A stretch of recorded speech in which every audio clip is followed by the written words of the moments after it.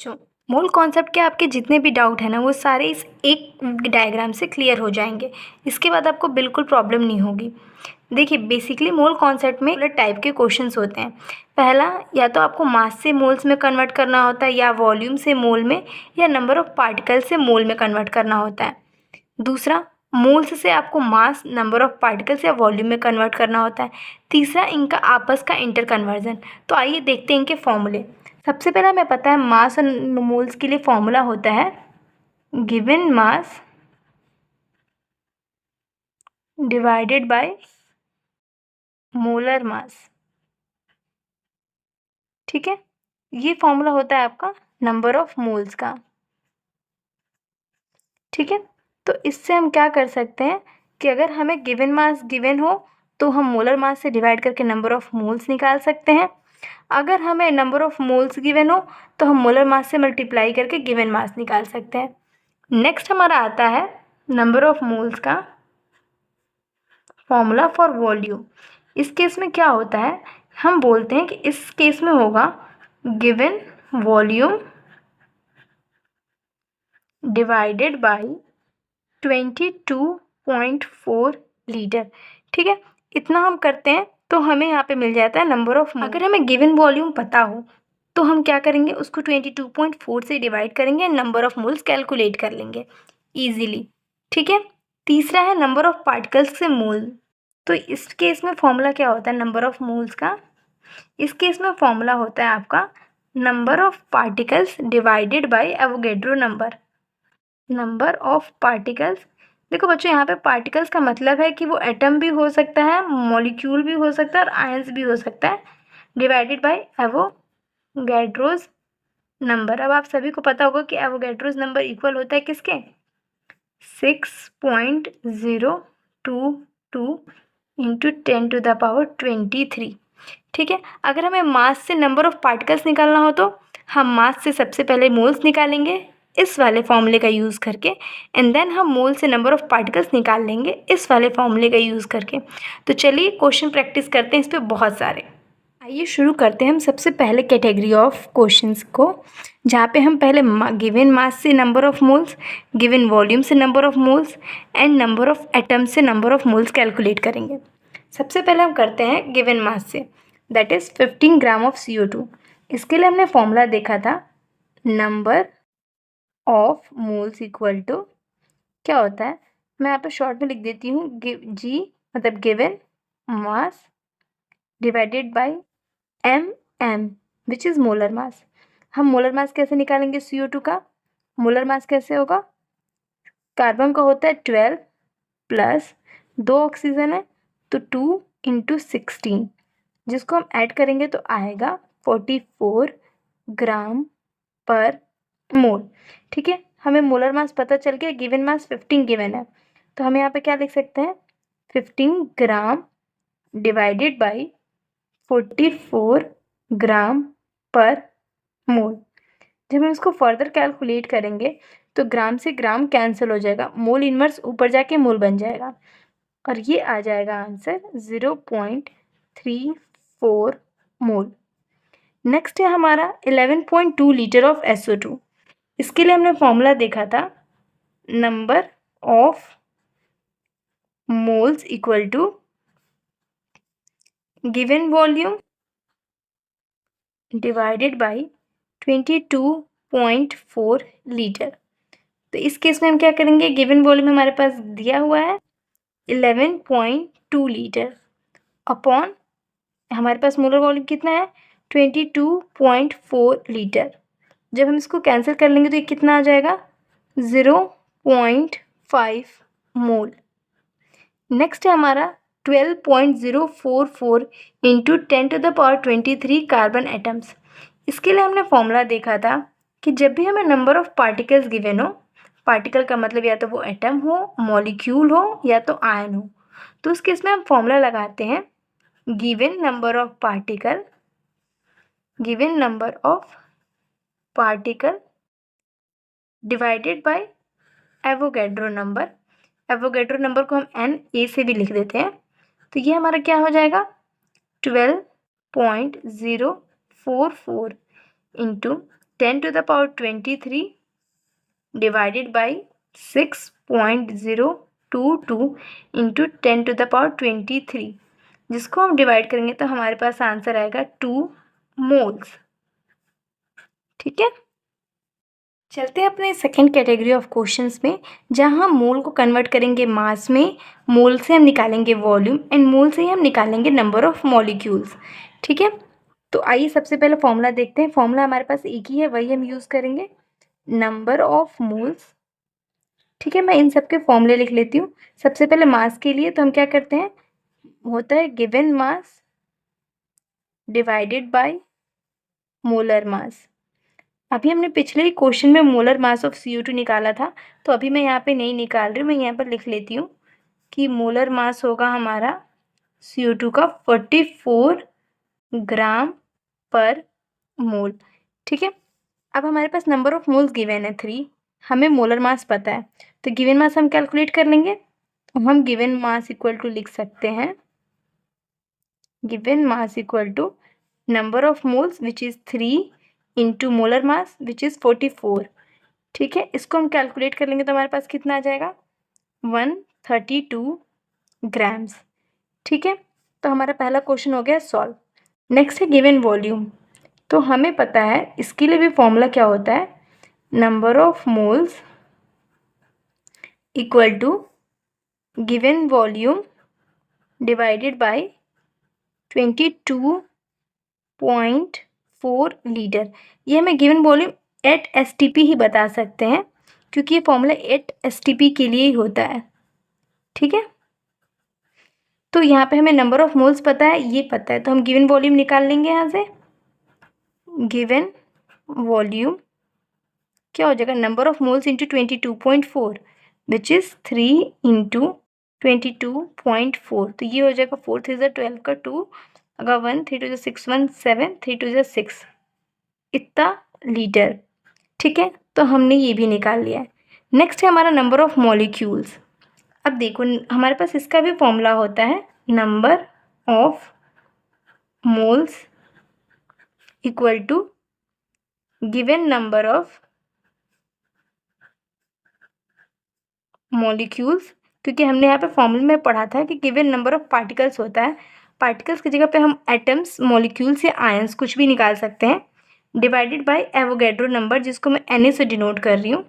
तो अगर हमें गिवन नंबर ऑफ मॉलिक्यूल्स निकालने हैं तो हम कैसे निकालेंगे, गिवन नंबर ऑफ मॉलिक्यूल्स, ये सिंपली क्या हो जाएगा, जैसा कि हम फॉर्मूला से देख पा रहे हैं, ये number of moles into Avogadro number से मल्टीप्लाई करके इसके इक्वल हो जाएगा। तो गिवन नंबर ऑफ मोल्स है 3 इंटू एवोगैड्रो नंबर है Na, तो ये होगा हमारा गिवन नंबर ऑफ मॉलिक्यूल्स। तो ये क्वेश्चन भी हमारा सॉल्व हो गया है। मान लेते हैं इसी क्वेश्चन में हमें फर्दर निकालना हो गिवन नंबर ऑफ एटम्स, अगर हमें निकालना हो टोटल नंबर ऑफ एटम्स।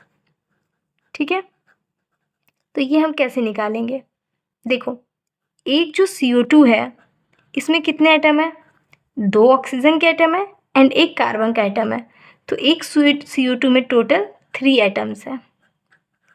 ठीक है, एक CO2 के मॉलिक्यूल में टोटल 3 एटम्स है, लेकिन टोटल नंबर ऑफ मॉलिक्यूल्स कितने हैं, 3 इंटू Na है CO2 के मॉलिक्यूल्स, है ना, तो इसमें कितना होगा 3 into 3 into Na, total number of atoms कितने हो जाएंगे 3 इंटू 3 इंटू Na एटम्स। ठीक है, चलते हैं अपने नेक्स्ट टाइप ऑफ क्वेश्चन की ओर, जहाँ पे हम mole, atoms and number of molecule से मास कैलकुलेट करेंगे। सबसे पहले चलते हैं हम मोल से मास में कैसे जाएंगे। देखिए फॉर्मूला हमारे पास जो पहले वाला है वही हम यूज़ करेंगे। मैं यहाँ पे ऐसे सिंपली लिख दे रही हूँ, मोल इक्वल टू क्या होता है हमारा, given mass divided by molar मास। अभी हमने पढ़ा है इसका मोलर मास कितना होता है 44 ग्राम पर मोल, और हमें यहाँ पे नंबर ऑफ मोल्स गिवन है, तो हम यहाँ से गिवन मास निकाल लेंगे। गिवन मास क्या हो जाएगा, मोल विच इज़ 2 हमें गिवन है, into molar mass which is 44, तो ये हमारा क्या आ जाएगा 88 ग्राम। तो ऐसे हम मोल से मास में कन्वर्ट कर सकते हैं। नेक्स्ट है हमारा नंबर ऑफ एटम्स। मैंने बोला था कि जब भी हमारे पास नंबर ऑफ एटम्स होगा तो उससे हम पहले जाएंगे मोल में, तो मोल्स का फॉर्मूला यहाँ पे भी क्या है, given number of atoms divided by Avogadro number, which is 6.022 into 10 to the power 23. तो यहाँ पे हम क्या निकाल लेंगे, number of moles by dividing 12.044 into 10 to the power 23 by 6.022 into 10 to the power 23. तो यहाँ आ जाएगा हमारा 2 मोल आंसर. ठीक है, अब मोल आ चुका है. मोल से मास में जाना तो अभी हमने सीखा ही था. इसके लिए हम क्या करते हैं, हम अगेन फॉर्मूला लिखेंगे, mole equal to given mass divided by molar mass. ठीक है, तो अगेन हम क्या लिखेंगे, given mass equal to mole which is 2, अभी हमने निकाला 2 into molar mass. Molar mass कितना होगा कार्बन का, 12. तो ये आ जाएगा हमारे पास 24 ग्राम. ठीक है, नेक्स्ट है 6.022 into 10 to the power 23 molecules of SO2. तो यहाँ पे भी अगर हमें मॉलिक्यूल्स दिया तो हम सबसे पहले किस में जाएंगे, मोल्स में जाएंगे. तो मोल्स में अगेन हमारा फॉर्मूला क्या होता है, जो भी गिवन नंबर ऑफ मॉलिक्यूल्स हैं उनको हम किससे डिवाइड करेंगे, एवोगैड्रो नंबर से, जो कि इक्वल होता है 6.022 इंटू 10 to the power 23. ठीक है, गिवन कितना है हमारे पास, एग्जैक्टली सेम वैल्यू गिवन है, तो इस बार तो हमें ज़्यादा प्रॉब्लम नहीं होगी डिवीज़न में. Answer will come equal to 1, क्योंकि ये दोनों एग्जैक्ट वैल्यू है तो कैंसिल हो जाएंगी. तो हमारे पास मोल आ जाएगा 1. ठीक है, अगेन हमें सेम फॉर्मूला पता है, मोल से मास में कैसे जाना है, फॉर्मूला लिखना है given mass divided by molar mass. ठीक है, तो गिवन मास हो जाएगा आपका mole which is 1 into molar mass. Molar mass कैसे निकालेंगे हम SO2 का, सल्फर का होता है 32 प्लस 2 ऑक्सीजन है तो 2 इंटू 16. तो ये क्या हो जाएगा 32 plus 32 which will be equal to 64 gram per mole. ठीक है, तो ये हमारा 1 से मल्टीप्लाई होकर कितना आ जाएगा, 1 into 64 which will be equal to 64 gram. चलते हैं कैसे हम मास से नंबर ऑफ एटम्स निकाल सकते हैं. तो आइए देखते हैं. सबसे पहले हमें गिवन है कि 0.635 ग्राम ऑफ कॉपर है और इसमें हमें ये बताना है कि कितने कॉपर के एटम्स होंगे. ठीक है, हम पैनिक नहीं करेंगे. सबसे पहले हमें पता होना चाहिए कि जो मोलर मास ऑफ कॉपर है वो कितना होता है, वो होता है हमारा 63.5 ग्राम. ठीक है, हमारे पास एक ही फॉर्मूला है, mole equal to given mass divided by molar mass. तो हम इसका यूज़ करेंगे एंड हम यहाँ पे निकालेंगे मोल पहले. तो हमारे पास गिवन मास कितना है 0.635 ग्राम एंड मोलर मास में, सॉरी मैं यहाँ पे भूल गई थी, ग्राम पर मोल होगा यूनिट. तो मोलर मास क्या होगा यहाँ पे 63.5 ग्राम पर मोल. ग्राम से ग्राम कैंसिल हो जाएगा, मोल इनवर्स ऊपर जाके यूनिट हो जाएगी मोल. तो ये आ जाएगा हमारा 0.01 मोल. अब हमारे पास मोल आ चुका है, तो मोल से हमें जाना है नंबर ऑफ एटम्स में. तो हमने क्या पढ़ा था, mole equal to given number of atoms divided by Avogadro number, जिसको मैं यहाँ पे शॉर्ट फॉर्म में NA से डिनोट कर रही हूँ. तो हमारे पास गिवन नंबर ऑफ एटम्स कितने आ जाएंगे, यहाँ पे फॉर्मूले से हम इजीली देख सकते हैं कि ये इक्वल होंगे मोल इंटू NA एंड मोल हमारा अभी कितना आया है 0.01 into NA which is Avogadro number. इसको आप फर्दर सिंप्लीफाई कर सकते हो. 0.01 को क्या लिख सकते हैं 10 to the power -2 into 6.022 into 10 to the power 23. 23 में से 2 माइनस होगा तो क्या आ जाएगा 21. तो 6.022 इंटू 10 to the power 21, ये हो जाएंगे हमारे final number of atoms in 0.635 gram of copper. आपको मैं इसको हेल्प करती हूँ विजुअलाइज कराने में. ये जो गिवन है ना, इट मीन्स आपको एक प्लेट पे कुछ इतना ग्राम ऑफ कॉपर दिया था विच इज़ 0.635. ठीक है, ये पूछ रहा था कि इस पाउडर में कितने एटम्स होंगे कॉपर के. तो आपने क्या किया, सबसे पहले इससे मोल्स निकाले. ठीक है, एंड देन आपने इससे कैलकुलेट किया एटम्स. ठीक है, नेक्स्ट है हमारा नंबर ऑफ़ एटम्स हमें कैलकुलेट करना है इन 64 ग्राम ऑफ ऑक्सीजन गैस। जब भी ऑक्सीजन गैस गिवन होता है ना, तो इसका मतलब ये होता है कि O2 है हमारे पास। तो यहाँ से हमारा मोलर मास क्या हो जाएगा, 2 × 16 which will be equal to 32 gram per मोल।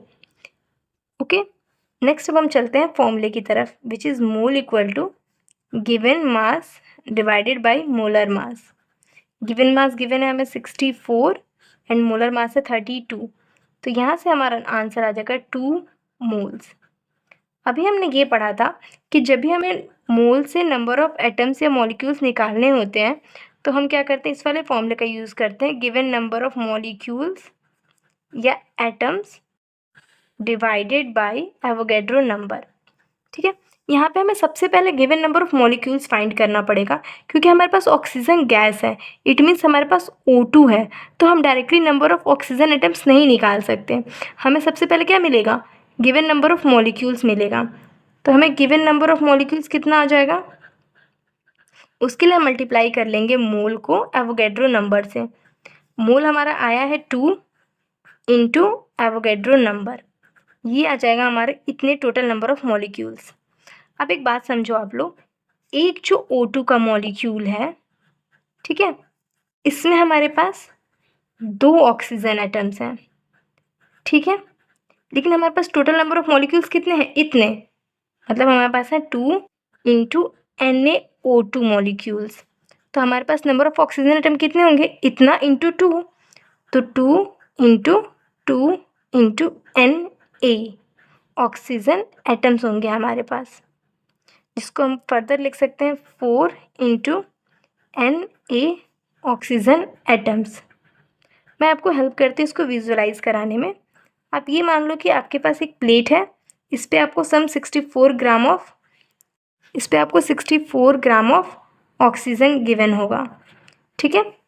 इससे आप सबसे पहले जाओगे मोल्स में, ठीक है, लेकिन आपको ये पता है कि ऑक्सीजन अलग अलग तो नहीं रहता ना, कि एक ऑक्सीजन यहाँ एक ऑक्सीजन यहाँ है।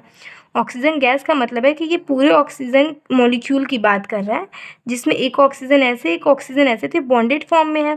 तो सबसे पहले आप यही इसी का तो नंबर निकाल पाओगे। तो इससे हम क्या निकालेंगे, मॉलिक्यूल्स, एंड फिर हम उसको कन्वर्ट कर लेंगे एटम्स में। इसको और इजीली समझने के लिए आप ऐसे समझो कि अगर आपके पास 2 डज़न बनाना होगा, ठीक है, तो आपको ये पता है कि 1 डज़न में 12 होता है, तो 2 डज़न में कितना होगा, 2 × 12 विच इज़ इक्वल टू 24। तो ऐसे ही हमने यहाँ पे भी किया है। हमारा लास्ट क्वेश्चन है, इसमें हमारे सारे डाउट्स क्लियर हो जाएंगे जो भी अब तक रहे होंगे। तो हमें इसमें number of moles, number of molecules, hydrogen atom, nitrogen atom and oxygen atom सब फाइंड करना है। सबसे पहले हम चलते हैं नंबर ऑफ़ मोल्स के लिए। तो नंबर ऑफ़ मोल्स का हमें फॉर्मूला पता है, क्या होता है, given mass divided by molar मास। मैं भी आपको बता दूं, गिवन मास तो आपको गिवन है 189 ग्राम, मोलर मास होता है HNO3 का 63 ग्राम, ठीक है। तो हम क्या कर लेंगे, गिवन मास 189 ग्राम, यहाँ पे मोलर मास में होगा पर मोल, डिवाइडेड बाय 63 ग्राम पर मोल। ये कैंसिल होके आ जाएगा आपका आंसर 3 मोल। तो नंबर ऑफ़ मोल्स हमें पता चल चुके हैं, क्या है, 3 मोल। देन हमें फाइंड करना है नंबर ऑफ़ मॉलिक्यूल्स। हमने ये अभी पढ़ा था क्या, कि अगर हमें नंबर ऑफ़ मॉलिक्यूल्स फाइंड करने हैं तो हम क्या करते हैं, moles equal to given number of molecules, जो कि एटम्स, मॉलिक्यूल्स या आयंस कुछ भी हो सकते हैं, divided by Avogadro number. This implies हमारे पास गिवन नंबर ऑफ़ मॉलिक्यूल्स के कितने होंगे, हमारे पास गिवन नंबर ऑफ़ मॉलिक्यूल्स हो जाएंगे मोल्स इंटू Na। तो मोल्स हमारे पास आया था 3 × एवोगैड्रो नंबर, तो ये हम लिख लेंगे 3 × Na। अब आप लोग को डाउट होगा कि यहाँ पे हमने मॉलिक्यूल्स की जगह पे एटम्स क्यों नहीं लिखा। जब आपको क्वेश्चन में HNO3 दिया है, तो HNO3 क्या है आपके पास, HNO3 आपके पास एक मॉलिक्यूल है ना, एक कंपाउंड है ना। ये ऐसा तो नहीं है कि ये एटम दिया है आपको, तो अगर आपको यहाँ पे एटम नहीं दिया है तो आप वो नहीं निकाल सकते, पहले आप मॉलिक्यूल्स ही निकाल पाओगे। अब आपको पता चल गया है कि इतने मॉलिक्यूल्स हैं HNO3 के, तो आप निकाल पाओगे हाइड्रोजन एटम भी। अब ये देखो, एक HNO3 अगर आपने लिया है, सिर्फ एक आपके पास HNO3 है, तो इसमें 1 हाइड्रोजन एटम है, ठीक है, पर आपके पास टोटल 3 इंटू Na मॉलिक्यूल्स है, तो 3 इंटू NaHNO3 में आपके 3 इंटू Na हाइड्रोजन एटम होंगे, ठीक है, क्योंकि एक मॉलिक्यूल में एक है तो इतने मॉलिक्यूल्स में इतने होंगे। तो ये भी हमारा आ चुका है answer 3 into Na। Similarly for nitrogen, 1 HNO3 में 1 नाइट्रोजन एटम है, मैं यहाँ पे लिख देती हूँ 1 HNO3 equal to 1 nitrogen atom, लेकिन हमारे पास टोटल मॉलिक्यूल्स निकल के कितने आए हैं उसमें 3 इंटू Na, तो 1 में 1 है तो 3 इंटू NaHNO3 में कितने होंगे nitrogen, 3 into Na nitrogen atoms होंगे, तो ये भी हो गया हमारा 3 इंटू Na। लास्ट हमारा जो है वो ऑक्सीजन एटम है, तो एक HNO3 में हमारे पास है 3 ऑक्सीजन एटम्स,